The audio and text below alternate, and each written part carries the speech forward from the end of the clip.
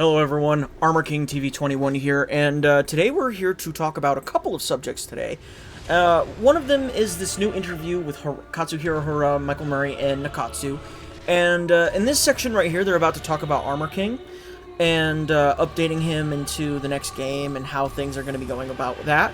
While also, they're going to be talking about Tekken Tag Tournament 2, and I do want to touch up on that subject when we get there in this video.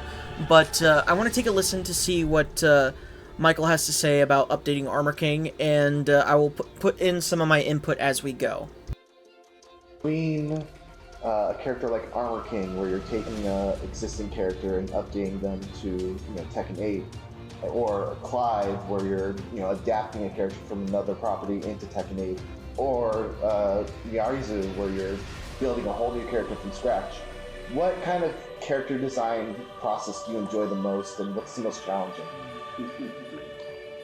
So Nakatsu was saying it's quite difficult for him to choose one because they all have their unique processes that he enjoys. For example, Armor King, taking that heel archetype for wrestling and being able to flesh it out more in Tekken 8 by doing the poisonous, not only as reversals, but various ways to use that into throwing. And also just to kind of portray him as a different type of pro wrestler in the way he has more like brutal strikes and very visceral, violent striking capabilities compared to King, for example. While also being able to kind of weave in there some throws and things like that. So making him really significant as what people are seeing on TV for the heel pro wrestler, doing that is just something personally he really enjoyed. That said, someone like Clive, that you take a IP from somewhere else and you try to faithfully recreate that in our game as much as possible, but you still have that little part where you have a little bit of freedom to add stuff to make it fit more natural into the game. That working within these constraints is actually kind of creative and a lot of fun.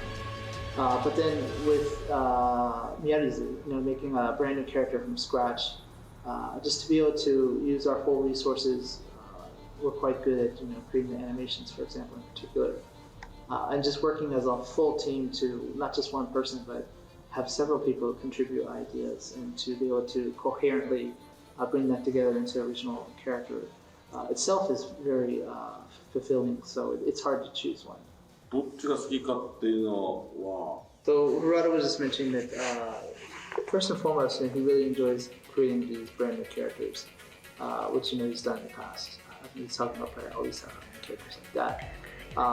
So he really enjoys that creating from zero. But also, there's a different type of enjoyment in creating a guest character. For example, when bringing Akuma from the Street Fighter series, to be able to look at it from a different standpoint, not that of a developer per se, but first you have to kind of put yourself in the shoes of the fans of that particular character and think, why is this character so beloved, and what makes this character unique and stand out?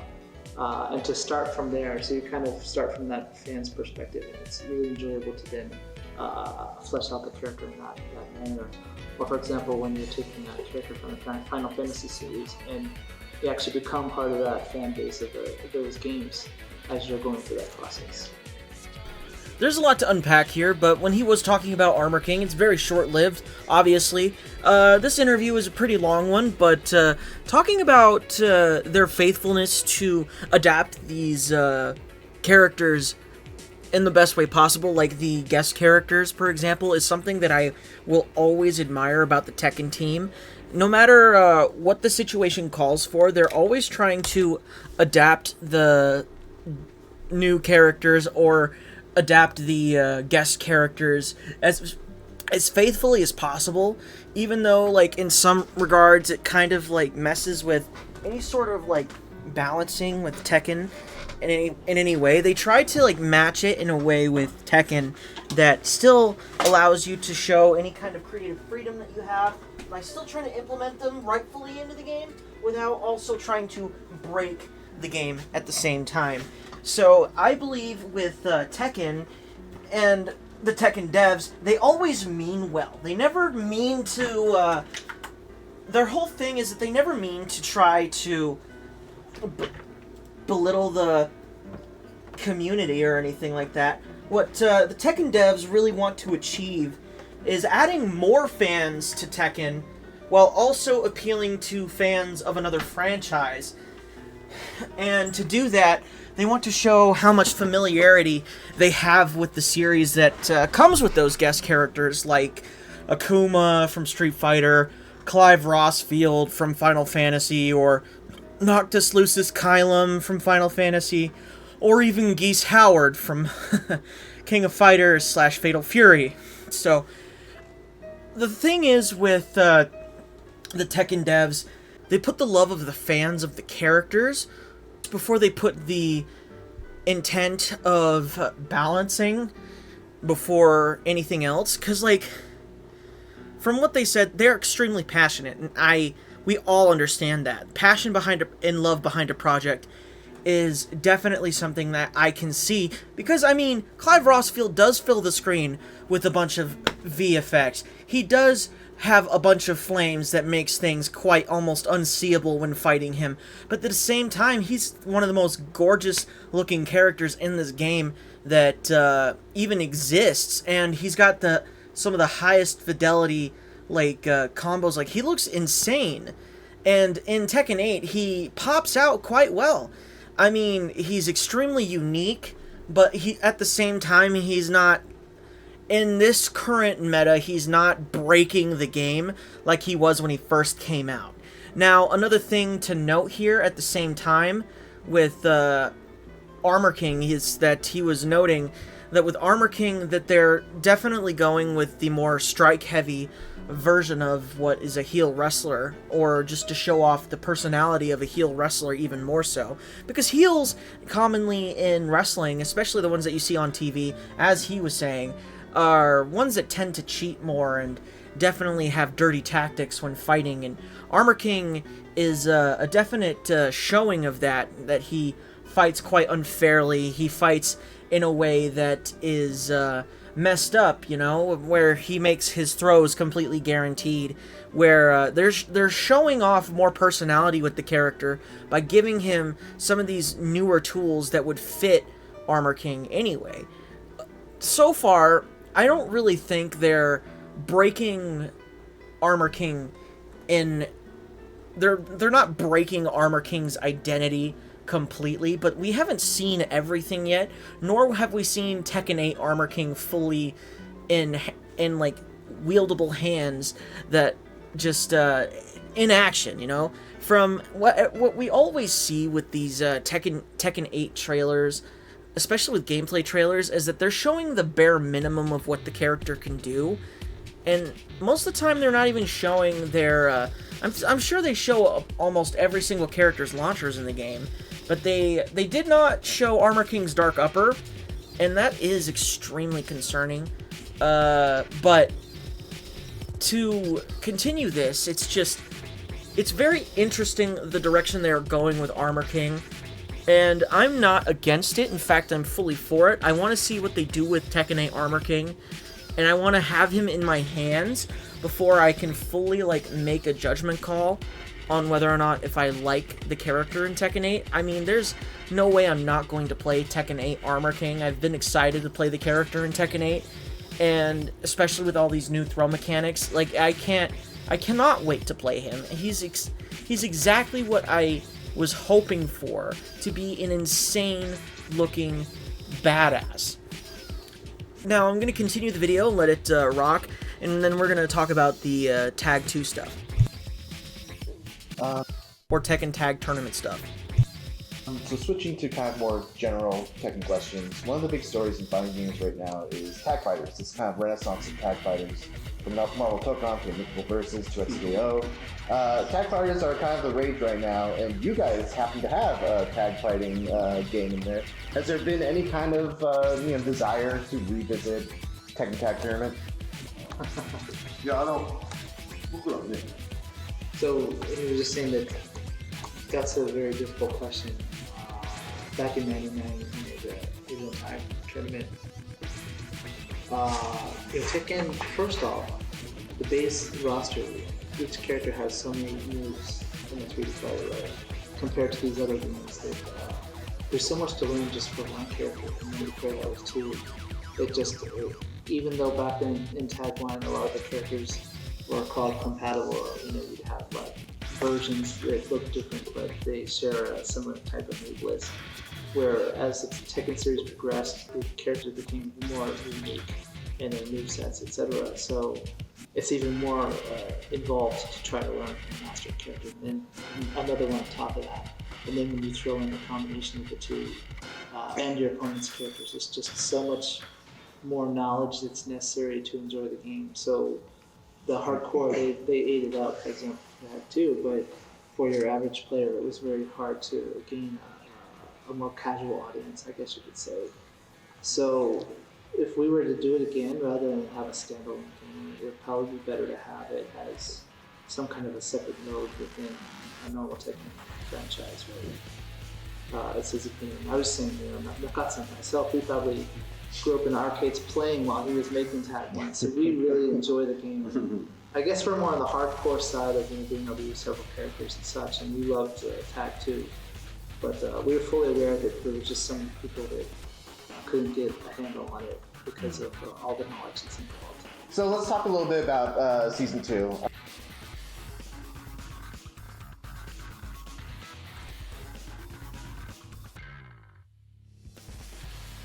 So I've been wanting to get my hands on this situation, or on this subject for a while, on what it could mean for the future of Tekken, or Tekken 8 in general. They didn't specify Tekken 8, but this is something that would be extremely cool if they do decide to implement it, would be to implement a Tekken Tag mode in Tekken 8 eventually.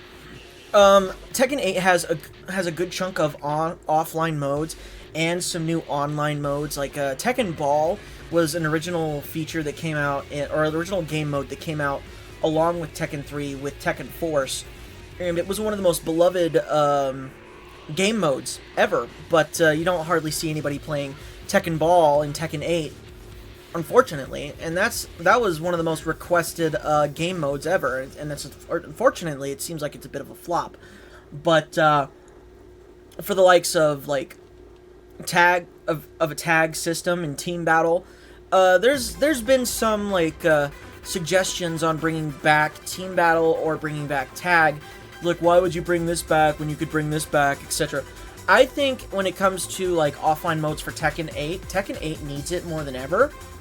But that's mainly because Tekken 8 is mostly, all of its content is rich within its online ranked environment. And I mean, you could definitely get into the lounge, play with people, find new people, but its online game modes are its center and what keeps it functioning. What keeps people interested in this game, or in this game series and franchise, is fighting against other people and trying to improve, while you don't actually get other game modes in Tekken 8 that are anywhere near interesting. And it's unfortunate to say that, because for Tekken 8, right, like, Tekken 8 has a story mode that actually is pretty involved. It tries to get you really enveloped into Tekken's story and tries to get you to enjoy the story, and they do have a lot of rewrites with it. Like, Tekken 8 is an example of a huge amount of rewrites, but they know they can't really fix everything. And in the best way, they try to show you that this game mode is something that they put a lot of time and effort into, with a lot of cinematics, a lot of effort and love went into making that game mode, into making story mode, and then they even went as far as to go as hard as possible for the end of Season 1, where they added Heihachi as a story mode thing. And story mode expansions are actually really awesome, and the fact that Tekken got a story mode expansion was very interesting and very cool. All the while, a lot of people are like, where's other game modes, or where are more game modes? Can we get more offline game modes? Because eventually, it does get tiring to try to play ranked over and over again, or player match, and stuff like that, and not exactly get the full enjoyment. And then you have the CPU difficulty and stuff like that. Tag mode, I think, would be necessarily one of those game modes that you should add along with Team Battle. Both of them can be brought back. It's not like you can't bring them both back. Team Battle should be something relatively easy that they can bring back, but creating a tag mode is going to take a lot of effort. It's going to take a lot of time. It's going to take a lot of... Man, you're going to have to create combos that specifically work for every character on every single move, or you're going to have to work certain moves to work in certain ways for certain characters when making a tag game. Or not a tag game, but a tag mode. And having tag mode also be, like, partially its own online environment. Like, you could have separate online ranks as well for tag mode, and that would go pretty crazy, because then, like, at the same time, you could also put in the effort to make outros with certain characters, that cinematic outros with certain characters that would look really cool. But then at that point, aren't you just making another video game? Like, why not just make an entirely different video game instead of just, like, putting all this effort into a game mode by itself? A Tekken Tag itself, like the series, the franchise, I'm not gonna lie to you, it is definitely a star-studded video game. It's earned its place. Tekken Tag Tournament 1 has. Tekken Tag Tournament 2 has been growing on people. Like, it's shown a huge popular resurgence in the community, and it's really interesting to see that the 180 Tekken Tag Tournament has pulled on itself recently, because people have been saying that it's one of the greatest Tekken games ever made. It's one of the most beautiful Tekken games ever made. Like, to this day, Tekken Tag Tournament 2 actually still holds up and looks even better than its sequel game, or the game that comes after it. That's a main series game, mind you, is Tekken 7. Tekken 7 is leagues below visually what Tekken Tag Tournament 2 looks like in terms of, like, graphical fidelity.